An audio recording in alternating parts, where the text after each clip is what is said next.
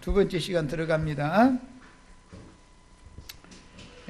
이번에는 10편 43편 4절 읽고 시작합니다. 10편 43편 4절. 아까는 34편, 이번에는 43편을 읽는 거예요. 아주 짧은 절이죠. 5절까지만 있어요. 833페이지 구약성경. 자, 찾으셨죠? 자, 같이 읽습니다.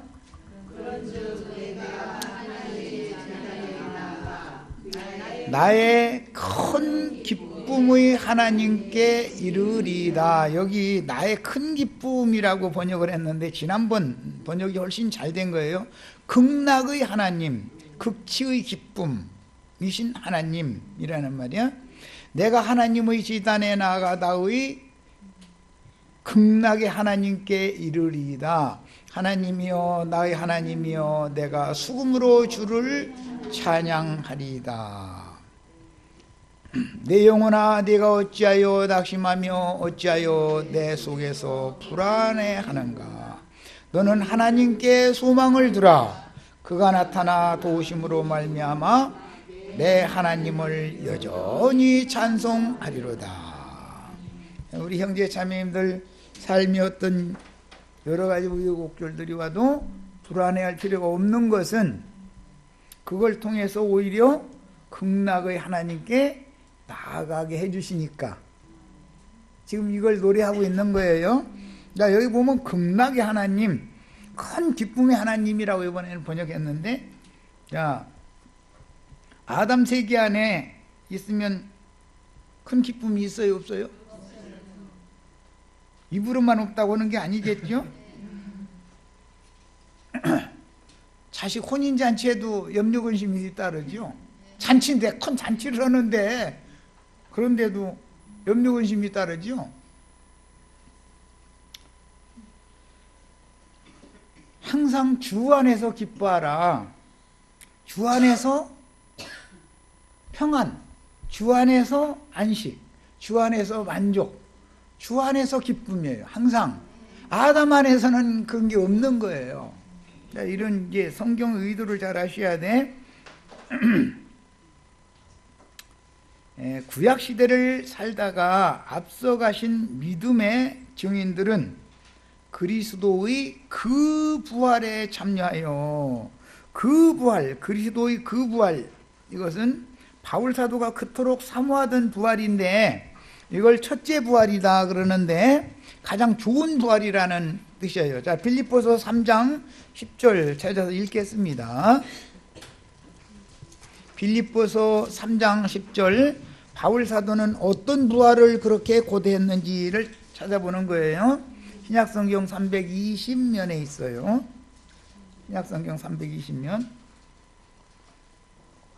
자, 내가 그리스도와 그 부활의 권능과, 여기 관사가 붙은 부활은 일반 부활과는 다른 내용인 거예요. 그리스도의 부활은 예수님이 부활할 때 혼자 부활한 게 아니고 마태복음 17장에 보면 바위가 터지고 무덤들이 열리고 자던 모든 성도들이, 많은 성도들이 일어나서 거룩한 성에 들어갔죠. 예수와 함께. 그 부활이단 말이야. 그런데 예수님이 그 부활을 하셨지만 오는 새 세상을 위해서도 부활이 또 있는 거죠. 오는 부활이라고 이제 예수님은 표현을 하셨는데, 오는 부활이는 지나간 부활이 있지만 오는 부활이 또 있단 말이에요. 우리는 오는 부활에 참여할 때 예수 그리스도와 똑같은 그 부활에 참여를 해야 된다 이런 말이야. 이 부활에 참여를 해야만, 첫째 부활에 참여를 해야만 보좌들이 앉아서 천년 동안 왕노로 살 수 있죠. 그게 예수님의 그 부활에 참여하는 걸 우리는 추구하는 거예요. 크고신 보좌의 심판대로 천년이 한 다음에 부활되는 크고신 보좌의 심판대 앞으로 부활되는 심판의 부활에 참여하는 것을 추구하는 게 아니란 말이에요. 우리는 생명의 부활, 가장 좋은 부활, 그 부활이라는 말은 원문은 첫째 부활이라는 뜻인데, 첫째 부활이라는 건 가장 좋은 부활이다 이 말이에요. 그 부활에 참여하는 그런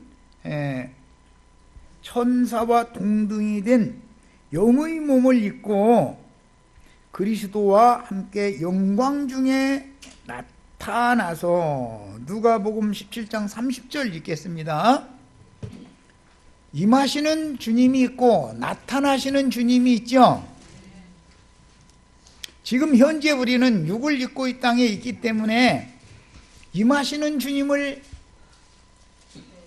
계속 만나고 있는 중이죠. 일단 성령으로 임하셨고 오늘 또 이만큼 더 임하셨죠. 내일 모레 또 일요일 날 보이면 또 그만큼 더 임하시겠죠. 빛을 가져오신단 말이야. 그런데 주님이 내 안에 함께 계시다가 어느 날 나와 함께 영광 중에 나타나는 날이 있다. 그 나타나는 것이 그 부활이다 그런 말이야. 그 부활, 제일 좋은 부활. 자, 누가복음 17장 30절 찾으셨죠? 자, 읽습니다. 인자가 나타나는 날에도 이러하리라 그랬어요. 실제는 인자의 임하심에 대해서 물어봤죠. 물어보기는 바리새인들이 17장 20절 보면 하나님의 나라가 어느 때 임하나이까 라고 물었잖아요. 임하는 거에 대해서 물었잖아요. 누가복음 17장 20절 바리새인들이 하나님의 나라가 임하는 것을 물어봤잖아요. 그런데 예수님의 제자들한테 답변할 때는 인자가 나타나는 날이라고 답변을 하셨어요.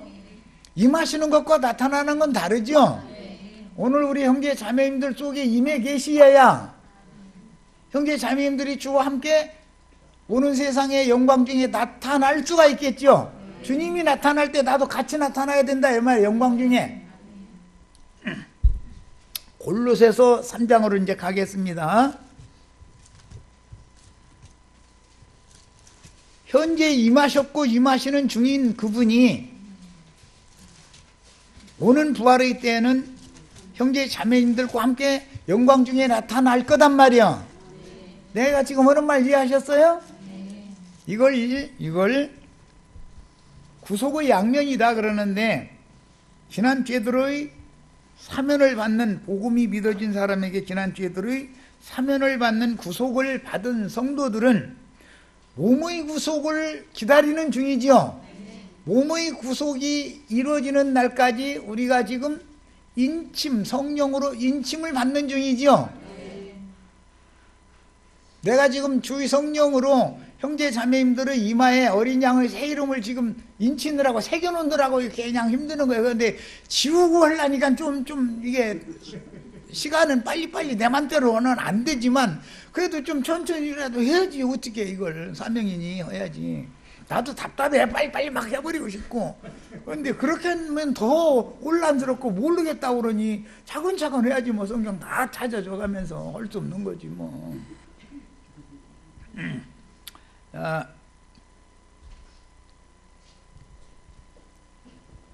지금 골로새서 3장 찾는다고 그랬어요. 1절에서부터 이제 읽어봅니다. 3절까지만. 골로새서 3장 1절부터 그러므로 너희가 그리스도와 함께 다시 살리심을 받았으면, 이건 거듭난 걸 말하는 거예요. 영이 살리심 받은 걸 말하는 거예요. 성령으로 영이 거듭났으면 그 말이야. 위의 것을 찾으라. 거기는 그리스도께서 하나님 우편에 앉아 계시니라. 이 말씀 때문에 예수님이 지금 장공 하늘 어디 금의자에 예수님은 우편에 앉아 계시고 하늘 아버지는 좌편에 앉아 계시고 이제 이렇게 믿는 건데, 항상 여기서 말하는 위라는 말은 니고데모와 거듭남에 대하여 말씀하실 때 네가 거듭나야 하겠다라고 우리 번역에는 그냥 해놨지만 위로부터 나야 하겠다라는 말이에요. 그 원문을 직역을 하자면 위로부터 난다. 위에 계신는 하나님을 말하는 거죠. 가장 높은 분이다 이거예요. 우주의 지배자, 우주의 주인. 성령으로 난다라는 말은 하나님의 신으로 나의 영이 거듭나는 걸 지금 말하는 거예요. 이렇게 해서 다시 살리심을 받은 것이 사실이면 위의 것을 찾으라. 위의 것은 그리스도의 세계죠. 메시아의 나라잖아요. 세상 나라가 아니라. 위의 것을 찾으라. 거기는 그리스도께서 하나님 우편에 앉아 계시니라. 이렇게 하니까 하나님 우편이라는 말은 예수님의 양심을 말하는 거예요. 예. 항상 성경은 지성소가 있고 성소가 있어요. 지성소는 우편이에요. 하나님이 보좌가 거기에 있어요. 성소는 좌편이에요. 인간도 인간의 속 부분이 두 쪽으로 돼 있어요. 한쪽은 영이라고 하는 양심이 중심 기능을 하는 영이 있고, 한쪽은 마음이라고 하는 혼의 중심 기능을 하고 있는 마음이 있어요. 영과 마음이 짝을 이룬다 이거예요. 영은 아까 말씀드렸죠? 하늘, 마음은 땅, 두 짝을 이루는 거예요. 그래서 이제 이것은 원래 그 히브리어의 하늘이라고 하는 용어는 쌍수, 지난번에 잠깐 소개했었죠. 쌍수다. 하늘은 땅과 짝을 이루어야 된단 말이야. 쌍이라는 말은 짝이라는 뜻이에요. 짝수, 짝이다 이거예요. 짝꿍이다 이거예요. 하늘은 땅이 없으면 공허한 거죠. 땅이 하늘이 없으면 땅은 스스로는 아무것도 할 수 없는 거예요. 하늘에서 비도 내리고 햇빛도 보내고 다 하는 거예요. 위에 내 남편이 없으면 땅만 혼자 살면 생산 못하죠. 그런데 또 하늘도 땅이 없으면 생산을 못해. 또 이거 둘이 짝이 맞아야 돼. 뭐가 이게 이제 상징들인 거예요. 다 성경의 용어는 다 이와 같이 구조가 돼 있어요. 이제 이런 기본 원리를 아셔야 돼. 자, 그래서 좌편, 우편이라고 하는 것도 항상 짝이죠. 손이 두 짝이 있으니 손도 마주쳐야 소리가 나지 이런 말이 있잖아요. 이게 짝끼리 마주치는 거잖아요. 짝끼리. 그래서 인생을 사는데도 보면 그 사랑한다고 나하고 결혼해달라고 장미꽃 꽃 갖다 바치고 무릎 꿇고 막 해가면서 막 할 때는 언제고 살다 보면은 짝꿍끼리 싸워 샀죠. 부딪히느라고 그래. 소리 내느라고. 이제 위의 것을 찾으라. 위의 것을 생각하고 땅의 것을 생각하지 말아라 그랬어요. 그 위와 땅은, 아래는 하늘과 땅, 위와 아래는 짝이다. 제가 지금 말씀드렸어요. 이는 너희가 죽었고 땅에 있는 사람은 죽은 거죠. 흙사람 아담 세계 사람들이 죽었죠. 너희 생명이 그리스도와 함께 하나님 안에 감춰졌습니다. 자, 4절 이제 우리 생명이신 그리스도께서 나타나실 그때에, 이게 흔히 말하는 재림 때지요.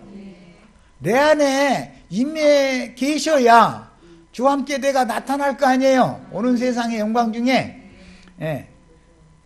생명이신 그리스도께서 나타나실 그때 너희도 그와 함께 영광 중에 나타나리라. 오늘 우리 형제 자매님들도 주와 함께 영광 중에 나타나려면 오늘 현재 내 안에 그분이 임해 계셔야죠.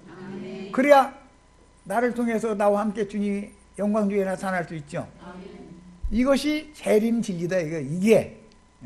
그런데 오늘날 기독교계는 예수님이 창공 구름 타고 독생자 예수님이 이제 어느 날 올 거다 자꾸 이렇게 세뇌를 시키다 보니까 오죽 답답합니다. 그런 목회하는 분들 만나면, 아니 그 예수님이 예를 들어서 하늘에서 온다고 할 때 귀신이 와도 마귀도 하늘에서 올 수도 있는데 사진 봤어요? 예수님 사진 있어요? 어느 장소에 어디에 있을 거냐고. 그 예수님 설사 동양에는 해 떠서 낮이고 서양에는 밤이 됐는데 서양 사람들 자는데 꿈속에서 왔다, 예를 들어서 꿈속에서 왔다 그러면 동양 사람들 낮에 나가서 일하느라고 꿈도 못 꾸고 있는데 그럼 예수님 오셔도 못 만날 텐데 어떻게 할 거냐고. 그런데 다 본다겠대. 계시록 1장 7절에는 또 모든 족속이 본다고 했죠. 찌른 자들도 보고. 그런데 그렇게 보고 싶냐고, 애통의 감소 보고 싶냐고, 주님 다시 오실 때 애통의 감소 보고 싶지는 않다고. 그러면 또 눈만 꾸먹꾸먹해. 또 얼마나 진리에 대해서 무지하냐 이거예요. 세상교회 목회하는 분들이 수고는 하시는 줄은 아는데 차라리 가만히 있는 게 나아. 엉터리로 가서 세뇌시켜가지고 혼잡시켜 놓지 말고, 그럼 지우느라고 힘은 안 들 거 아니야. 그냥 백지 상태로 놔두면 그냥 가르치면 되니까, 성경대로 이렇게. 세뇌당한 것이 있기 때문에 그게 견고한 진이 되어져 가지고 대적하고 덤비고 회방하는 거 아니에요. 자기가 옳다고 생각하니까. 이게 더 어렵게 만드는 요인이 되는 거죠.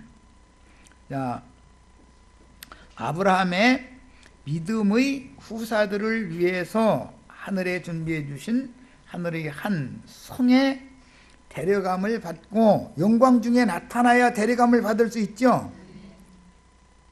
영광에 참여하는 상을 구약시대에 이기는 자들이 받았는데, 우리도 똑같이 신약시대에 이기는 자들이 되어서 똑같은 상을 받아야 거룩한 성 새 예루살렘에 들어가서 영광의 성에 들어간 성도들과 오는 세상에 다시 올 때 같이 와야 천년 동안 제사장이 되어 왕으로 살 수가 있는 것이다, 그 말이에요. 이게 상이다, 이런 말이에요. 이게 믿는 자들은 뭘 믿어야 되냐면 진리의 말씀이신 하나님의 말씀을 믿어야 되지만, 진실되게 믿는 이들에게는 상 주시는 것을 믿어야 된다 그랬죠. 우리는 상 주시는 하나님 믿어야죠. 그런데 상이 있으면 벌도 있겠죠. 벌 받으려고 믿을 필요는 없잖아요. 기왕 믿으면. 자, 이제 2번 항목으로 갑니다. 그 영이 되신 그리스도는 사람 천사들인 불꽃 천사들로, 불꽃에 대해서는 오늘 내 자료를 해드렸으니까 오늘 혹시 거기까지 못 나가면은 집에 가서 쭉 그냥 읽어보시면 돼요. 그거는 성경 구절 그대로 내가 그냥 해드린 거니까. 불꽃 천사들로 오순절 때 보적같이 재림하여, 사도행전 2장 1절 2절에서는 각 사람의 머리 위에 불의 혀 같은 것이 있었다, 이렇게 돼 있죠. 불꽃 천사들이 임해 있었다, 이 말이에요. 재림하여 제자들의 모임에 함께 하시는 중이다. 사람 천사들, 구약시대의 모든 이기는 자들이 신약의 교회에 왔다 이거예요. 히브리서 12장 1절에 보면 11장에 나오는 믿음의 증인들을 쭉 열거한 다음에 이와 같이 구름과 같이 허다한 믿음의 증인들이 우리와 함께 계신다, 이렇게 돼 있죠. 신약 교회와 구약 시대에 이기는 믿음의 증인들, 하늘의 한 성에 데려감을 받았던 그 믿음의 증인들이 오늘 우리 교회 모임에 함께 하시는 중이다, 그런 말이에요. 오늘 우리 형제 자매님들 각자의 머리 위에 불꽃 천사들이 다 함께 계셔서 지켜주시기를 바라요. 그것이 하나님을 수종하는 천사들이 형제 자매님들의 영혼을 지켜주셔야 되잖아요. 자, 이제 3번입니다. 12 사도와 선지자들의 터 위에 세워진 교회 시대에, 교회 시대는 12 사도들이 14만 4천을 모으는 거죠.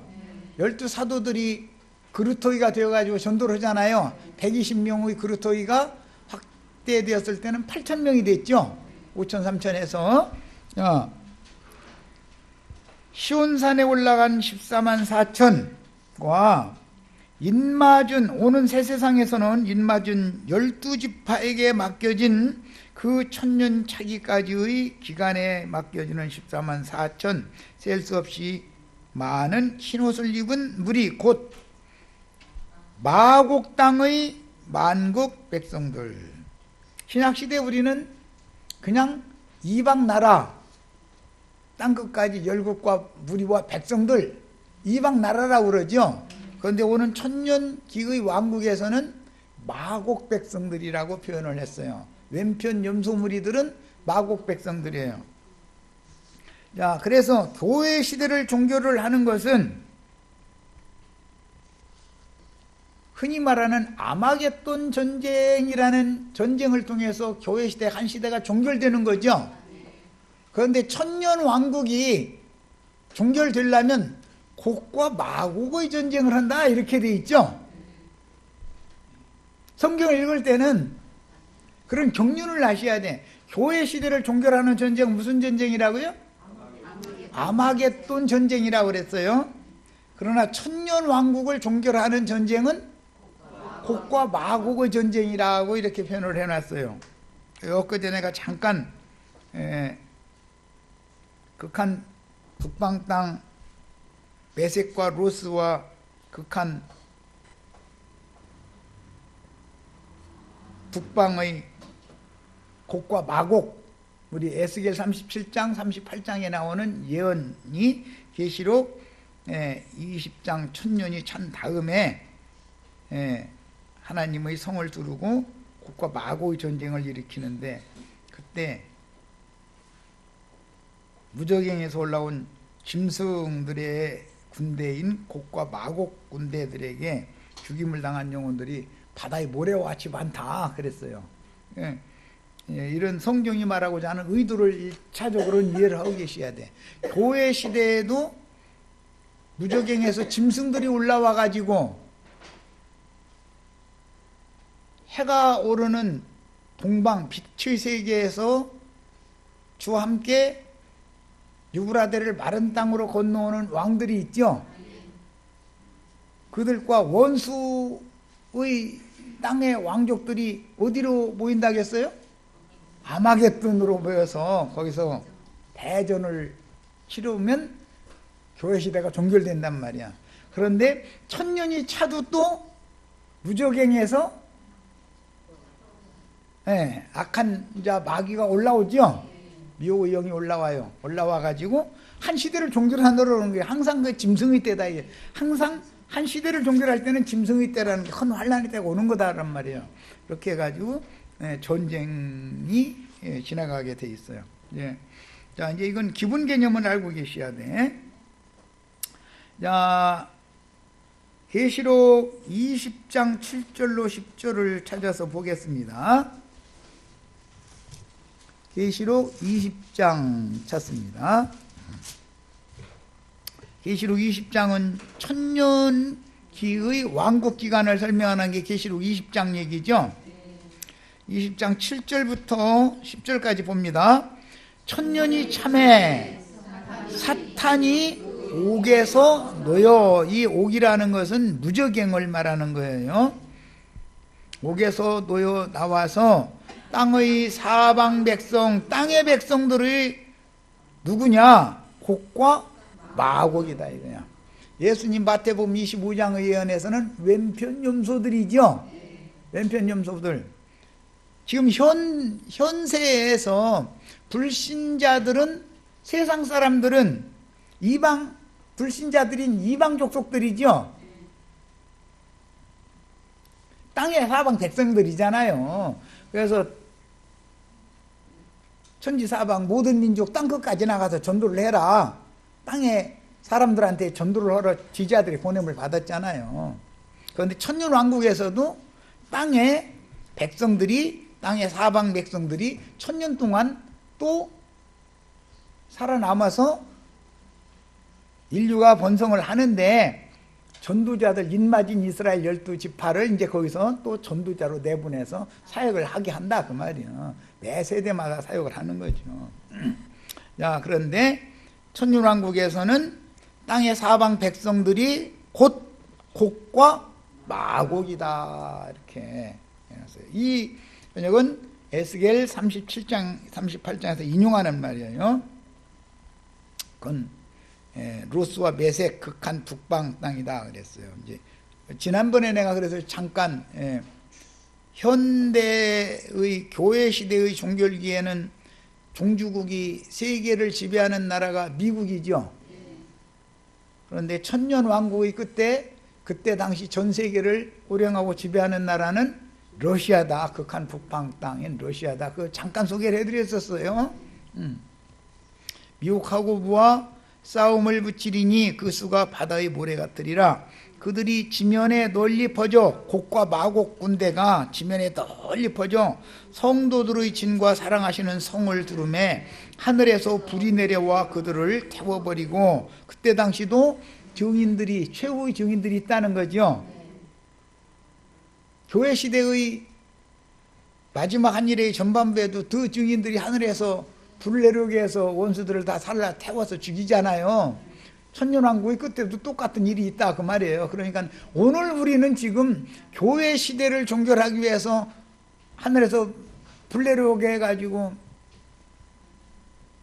신부님들, 목사님들 불사르는 중이죠. 우리가 감히 신부님들, 목사님들을 어떻게 불사르느냐고 능히 할 수 있어요. 엘리야의 영과 능력을 받은 세례 요한이 유대교 지도자들에게 이미 도끼가 나무 뿌리에도 했으니 뿌리로부터 다 찍어버려가지고 열매 없는 이 가을 나무들 전부 불살라버릴 거다. 사두개인 바리새인들 보고 그렇게 선언했잖아요. 그게 하늘에서 불이 내려오고 해가 그렇게 하면은 그러면 사두개인 바리새인들이 아멘, 요한님의 말씀을 좀 더 듣고 요한의 세례를 받아야겠습니다. 그럴 것 같아요. 이 처죽일 놈에다가 이를 부득부득 갈 것 같아요. 그러죠? 하늘의 전쟁이라는 이렇게 하는 거다 그런 말이야. 우리 형제 자매님들은 기독교 신부님들, 목사님들 따르는 사람들한테 좋은 소리 듣게 생겼어요? 못 듣게 생겼어요? 좋은 소리 듣기는 다 틀렸죠 이제. 하늘에서 불 내려오게 해가지고 불벼락 맞아 죽게 만들면은 축복 오는 말을 해줘야 되는데 그게 저주를 퍼붓느냐고 이래가면서 따질 거 아니요. 깨달으면 다행이거든요. 사람들이 깨달으려고 그러지를 않죠. 자기 생각을 가지고서 덤빌라고나 하지. 자, 불이 내려와 그들을 태워버리고 또 그들을 미혹하는 마귀가 불과 유황못에 던져지니 거기는 그 짐승과 거짓 선지자도, 그 짐승은 바다에서 올라온 짐승 열불들로 구성이 되어 있어요. 여기는 이제 그 짐승, 여기서는 곡이죠. 마곡이라고 하는 말은 연방국, 연합국 그런 뜻이고요. 이게 우리나라는 미국의 연방국이죠. 미국과 군사동맹도 맺고 뭐 경제교류도 참 미국의 수하에 있잖아요. 뭐 대한민국 대통령이 들으면 좀 기분 나쁠지 모르지만 대한민국 대통령은 북한이 쳐들어도 미국 대사한테 전화부터 해야죠. 이거 같이 맞대응을 할까요 말까요? 미국 대사는 빨리 또 백악관에다가 잠깐 기다리라고 알아보자고 이렇게 하고 나서 하다 보면 그놈들은 와서 우리 막 치지요. 저놈들은. 이것은 종속국이라고 그런다 이거예요. 종주국은 미국이죠. 대한민국 대통령은 실제로는 미국 대사만 또 묻은 거죠. 권력이 없는 거예요. 국제정치에 관한 한은 그랬단 말이야. 국내 정치에 관해서는 뭐 그 외국 대사가 국내 정치에 간섭을 묻으니까 그렇지만 이 국제 문제에 관한 한은 미국 대사만큼 힘이 없어요. 그런 것을 일러서 마곡이라고 하는 거예요. 마곡이라는 말은 동맹국, 여러 나라들을 말하는 거예요. 그러니까 짐승의 열뿔은 바다에서 올라온 짐승, 큰 짐승의 열뿔은 그게 동맹국들이잖아요. 연합국들이잖아요. 그런데 계시록 13장에서는 짐승과 짐승의 열뿔이지만 천년왕국 끝에는 곡과 마곡이다. 곡이라고 하는 것은 우두머리 그런 뜻이에요. 곡이라고 하는 것은 그러니까는 이 땅의 사방 나라들을 전체를 지배하는 우두머리다 그래요. 으뜸이 되는 자다 그런 말이에요. 현재는 곡나라가 미국이에요. 오는 세상에서는 러시아단 말이에요. 천년기의 끝에는.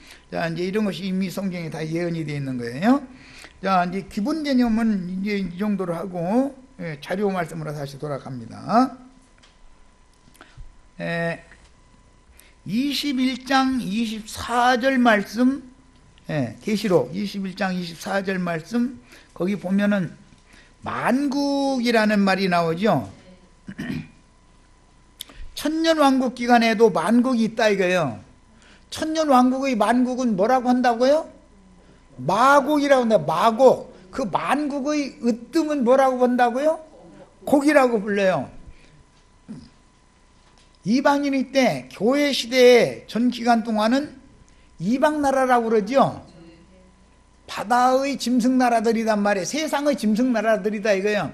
열불들은 그 짐승나라의 으뜸, 미국과 미국 대통령이죠.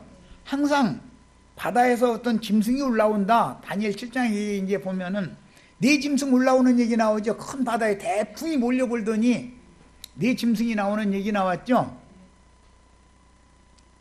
첫 번째 짐승이 바벨론과 바벨론 왕이죠. 둘째 짐승은 페르시아와 페르시아 왕이에요. 세 번째 짐승은 헬라와 헬라 왕이에요. 네 번째 짐승은 로마와 로마 왕이에요. 황제예요. 자, 이렇게 비유를 해놓는다 성경이라는 것은. 그런데 이 큰 나라들은 전부 제국들이었었죠. 많은 군소 나라들을 다스리고 있었잖아요. 이렇게 돼 있는 거예요. 그런 게 그런 이 세상 나라의 구조를 잘 아셔야 돼. 이제 그것이 성경을 이루기 위해서 그렇게 하는 거다 그거예요. 자, 그런데 계시록 21장 24절 봅니다. 만국이 그 빛 가운데로 다니고 땅의 왕들이 자기 영광을 가지고 그리로 들어가리라. 그리로라는 건 거룩한 성 예루살렘에 들어가는 걸 말하는 거예요. 자, 여기 보면 만국이 나오죠. 천년기의 왕국에서도 만국이 있는 거예요. 그러니까. 그런데 이제 22장 2절을 또 보겠습니다. 22장 2절. 길 가운데로 흐르더라. 광 좌우에 생명나무가 있어 12가지 실과를 맺되 달마다 그 열매를 맺고 그 나무 잎사귀들은 만국을 치료하기 위하여 있더라. 여기의 만국은 천년왕국도 끝난 다음에 영원세계의 만국이란 말이야. 여기서는.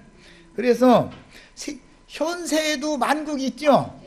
뭐 무슨 초등학교 때 우리 어릴 때 운동회 하려면 운동장에 만국기 달았었죠. 만국이 있어요. 현세에도 만국이 있고 오는 천년왕국에도 만국이 있어요. 영원세계도 만국이 있는데 영원세계의 만국은 영적인 만국인 것이지 세상 나라가 아닌 것이 차이가 있어요. 이제 이런 것에 대해서 그 구분을 잘 하셔야 됩니다. 자, 이제 자료 말씀 더 나갑니다. 어린 양의 약혼녀들인 처녀와 신부인 거룩한 성 예루살렘과 아내인 예루살렘은 하나님께서 정하여 경영하시는 교회 시대와 그 천년이 차기까지 오는 세상과 영세의 경영과 관계가 된다. 세 시대 모두 만국이 있죠. 그런데 교회 시대의 만국과 이방 나라들이에요. 짐승의 열불들로 되어 있죠. 오는 세상 천년 왕국에서 만국이 또 있어요. 거기는 곡과 마곡이죠. 염소무리들이라고 그래요. 천년 왕국에서는 이방인이라고 하지 않고 염소무리들이에요. 영세도 만국이 있어요. 만국 백성이 되시지 말고 만국 중에서 되도록이면 큰 지역 10나라를 10고을을 다스리는 권세를 다 받으시기를 바래요. 아이 난 2고을만 다스리라고 주셔도 감사하겠다 그러시지 마세요. 10고을을 구하세요. 누구는 10고을 다스리고 누구는 5고을 다스리고 누구는 2고을 다스리게 한다고 그랬죠. 그런데 아이 난 다스림 받는 백성만 돼도 좋겠다 이러면은 그건 뭐 말할 필요도 없는 일이고, 기왕 다스리면 세상 나라에서 큰 짐승이 열불들 거느리는 것 같이 넓은 영역을 다스리는 걸 추구를 해야죠. 영세에 들어가서는 뭘로 다스린다고요? 생명 안에서 왕노릇 한다. 우리 형제 자매님들이 생명이 온전케 되는 걸 죽어야 된다 이 말이에요. 생명이 풍성하게 돼야 된다. 빛으로 충만하면 오는 영원한 세계는 빛을 발하는 것을 다스리는 것이다. 내가 여러 번 말씀드렸었어요. 예. 그 헬라어의 바실레이아라는 뜻은 왕권, 통치 그런 뜻이에요. 그런데 뭘로 다스린다? 생명 안에서 왕노릇 하는 거예요. 빛의 세계니까 빛을 크게 발하는 사람이 많은 영역에 영향을 끼치겠죠. 미국 대통령이 많은 영역에 지금 영향을 끼치잖아요. 그런 것처럼 영원한 세계에 들어가서 왕노릇을 해도 한 골만 주셔도 다행이라고 이러시지 말고 기왕이면 넓은 영역을 영향을 끼쳐야 된다. 빛을 발할 수 있는 능력과 권위가 주어진 만큼 넓은 영역을 다스리게 주시겠죠. 아브라함에게 하나님의 계시와 이상을 보신 다음에 네가 동서남북 사방을 네 눈으로 둘러보고 나서 네 발로 가서 다 밟아라 그랬죠. 내가 너에게 주는 땅을 네가 밟는 땅은 다 네 땅이 된다 그랬죠. 오늘 우리 형제 자매님들도 기왕이면 동서남북 사방 눈이 크게 열려가지고 다 바라보시고 나서는 넓게 여기까지 내 땅, 나 지금 내 땅 표시 다 하고 다니는 거야 이렇게 하셔야 되겠어요? 무엇 너무 욕심이 그냥 많으냐고. 왜 여기는 욕심 내셔도 돼요. 여기는 세상에 대해서는 욕심 내시면 안 되지만 믿음에 관한 아주 큰 욕심을 다 가지셔야 돼요. 우리는 세상에서 많은 어려움도 겪고 눈물 흘리고 혹하고 애통하는 것도 경험도 하고 그러지만 뭐 때문에 그래요? 오는 세상에서 넓은 영역을 많은 땅을 내 땅으로 받으려고 상속받으려고 이 땅에서 이런 신앙생활을 하는 거잖아요. 인생의 목표를 정확하게 설정하셔야 돼. 세상에서 성공하려고 우리가 사는 게 교회 생활을 하는 게 아니에요. 영원한 주님의 나라를 더 넓고 큰 영역을 내가 지배하고 다스릴 수 있는 왕이 되려고 신앙생활을 하는 거예요. 이런 꿈이 있으면 이 생에서 불다스리는 전사, 물다스리는 전사 보내가지고 많은 우여곡절을 겪게 해도 소망을 잃지 않을 수가 있죠. 신앙에 대한 목표를 잘 잡으셔야 돼. 자, 이제 4번으로 갑니다. 추수되어. 어디로 추수된다? 구름 같은 증인들이 먼저 들어간 하늘의 한 성으로 추수되는 거죠. 예. 히브리서 아까 12장 23절에서는 천국의 후사들인 장자들의 총회, 하늘에 기록한 장자들의 총회로 추수가 되는 거예요. 야, 거기에는 전부 온전케 된 의인의 영들만 들어가는 거예요. 신부성에는 그 신부성으로 승천한 온전케 된 성도들의 영혼들이 그 영이 되신 구속을 이룬 후에 지금 주님은 그 영이 되셨죠. 살려주는 영이 되신 주님과 함께 오는 세상에 재림하는 이상이 밝아져야 된다. 예수님 혼자 오는 게 아니에요. 아까 데살로니가전서 3장 13절은 이미 읽었어요. 그분이 성도들과 함께 오신다고 돼 있었죠. 주 안에서 자는 자들 데리고 오신다고 돼 있었죠. 불꽃 천사들과 함께 오신다고 데살로니가서 1장 후서 1장 10절에는 이렇게 돼 있었죠. 그러니까 우리도 다 온전케 된 의인의 영들 불꽃 천사들이 되어져 가지고 오는 세상에 주와 함께 와서 오른편 양들을 둘러서 진을 쳐줘야 된다. 그리고 마곡 땅을 다스리는 곡들을 형제 자매님들의 절대권 하나님이 주시는 그 권세로 철장으로 질그릇을 다 깨뜨리게 한다 그랬는데 우리 형제 자매님들 주님 앞에 다 철장 권세를 다 받아가지고 흙에서 취해서 땅의 일만 추구하다가 땅속으로 들어가는 사람들 구원하려면 질그릇을 깨야죠. 오늘 우리 형제 자매님들은 아마 여기 여 전도사님 그분이 아주 철장 권세를 잘 휘두르는 분인 걸 내가 알고 있어서 아마 그거 많이 얻어맞다 왔을 거예요. 그분 그거는 아주 수단 났어, 아주. 나는 안쓰러워서 너무 그렇게 못 하는데 그분은 막 휘둘러야 되더라고, 보니까. 그런데도 아야 소리도 못하고 듣고 앉았더만. 그런데 나는 좀 풀어놔두는 편이지, 좀. 그래도 진리를 증거해서 바른 걸 가르치면 될 일이지, 뭐. 사람이 그렇게 강요하고 막 후드려 친다 해가지고서 옛사람이 벗어나는 것도 아니다라는 걸 나는 이미 알고 있기 때문에 강요는 안 씁니다. 그러나, 내가 후드려 치지 않아도 주님께서 천사들 보내가지고 불다스리는 천사 보내서 다 깰 놈들 깨고, 깰 놈들이라고 해서 좀 그러네. 말하자면 연놈들이야지 뭐 놈들만 하면 안 되지 이제. 이렇게 하면 좀 그렇지만은 모든 신자들은 육성이 다 옛사람의 자아가 다 깨져야죠. 옛사람은 흙에서 취했기 때문에. 그래서 모세의 율법 권세에 율법으로 말씀을 가르치는 사람은 막 휘둘러대죠. 이제 생명으로 다스리는 사람들은 생명 공급을 하면 스스로 다 알아서 깨질 건 깨지고, 그거다 빚받을 건 빚받고 다 하니까 이제 그 방법이 다르지. 육신에 속한 율법 중은 율법으로 후려치게 돼 있는 거고, 은혜의 성령께서 함께 하셔서 항상 생명이 풍성케 되는 그런 인생의 경험을 통해서 말씀이 육신이 되어진 인생을 살아본 사람은 그렇게 안 해도 어떻게 해야 이 무리가 온전케 된다는 걸 다 알죠. 그럼 뭐 길게 설명할 필요도 없는 일이죠. 거룩한 성 새 예루살렘이 오는 새 세상에서 우편 양들의 교회 모임인 어린 양의 장막으로 임하는 것이 메시아의 재림 완성이다. 예수님은 절대로 혼자 오시는 게 아니다. 거룩한 성이 내려오는 거다.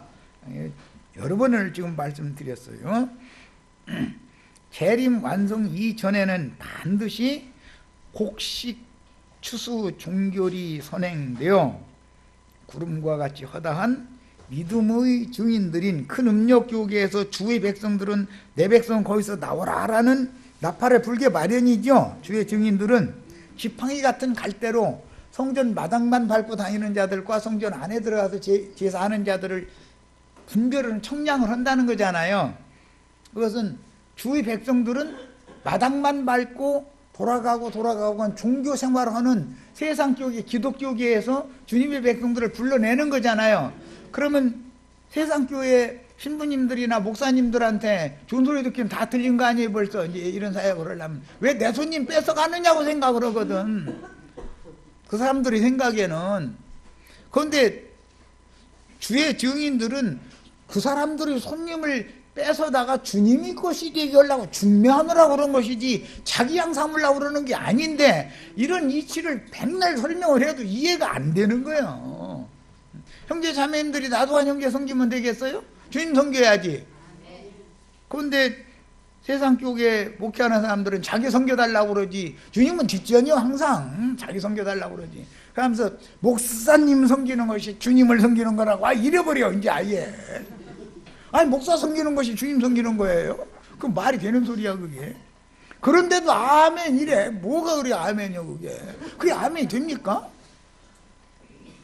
그러다 보니까 뭐 지금 또 이상한 생각까지 하더라고요. 엊그제 뉴스 보니까 뭐 무슨 뭐 어떤 저 예배당 목사가 자기 그 사람을 신인 줄 알았대네. 다 그래가지고 뭐 허락을 했다고 이거 요즘에 뉴스에 나오고 시끌시끌하더만.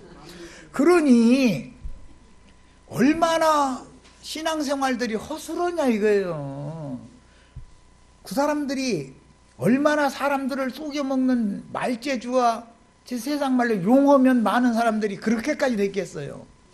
그런데 여기 와서 몇 년만 가르침 받으면 그런 사람들에게 딱딱 구분이 되거든. 금방 진리 분별을 다 하지. 심판 이전에 곡식과 가라지를 분별하는 일로 증인들의 나팔과 짐승들의 미혹이 있게 마련이므로 모든 신자들은 짐승들의 미혹을 당하면 그렇게 되는 거잖아요. 저 전에도 저 장이동 뭐 어떤 빤스 목사라고 있어. 그 사람도 내향인지 아닌지 목사님들 그거 시험해 보려면은 여신도들 불러다 놓고 뭐 내려보라고 한번 해가지고 내리면 뭐 자기 양이고 아니 그런 소리를 하는데도 아멘 하고 그렇게 소란을 떨고 그런다는 것이 예수를 가르치는 사람도 문제지만 믿는 사람들도 책임이잖아요. 사실은 양쪽이 다 책임 있는 것이지. 그 말도 같지 않은 소리를 하면 이 미친놈아 미친 소리 그만해 이래야 맞는데 아멘 하고 난리가 아니야. 그러다 보니까 그 말도 같지 않은 짓을 하는 거잖아요. 누가 보낸 사자들과 동력하여 처녀교회인 그리스도의 몸 하늘의 시온산에 올라간 14만 4천으로 세우는 신부인 하늘의 장자교회를 세우다가 장자들은 갑절의 분깃을 받지요. 왕권 제사장권을 받는 거예요. 2배의 몫을 받는 거예요. 신부성으로 데려감을 받을 것인지 짐승의 몸, 큰 음녀는 짐승의 몸을 세우죠. 짐승의 몸에는 영광스러운 이름들이 가득하다겠어요? 참남된 이름들이 가득하다겠어요? 우리 주님의 교회, 주님의 분된 교회에는 주님의 영광스러운 이름이 가득한 교회를 세워야 되겠어요, 우리는. 예. 자, 그 다음에 신부성 바깥 어둠의 곡과 마곡 세상 나라에 쫓겨나거나 그 영혼이 쉼이 없는 꺼지지 않는 불못으로 끌려갈 것인지에 대해서 현세에서 지금 우리는 결정을 해야 되는 것이다. 지금 나는 이제 알곡과 가라지를 지금 분별하는 말씀을 잠깐 나눈 거예요. 여기까지서 일단은 마치겠습니다.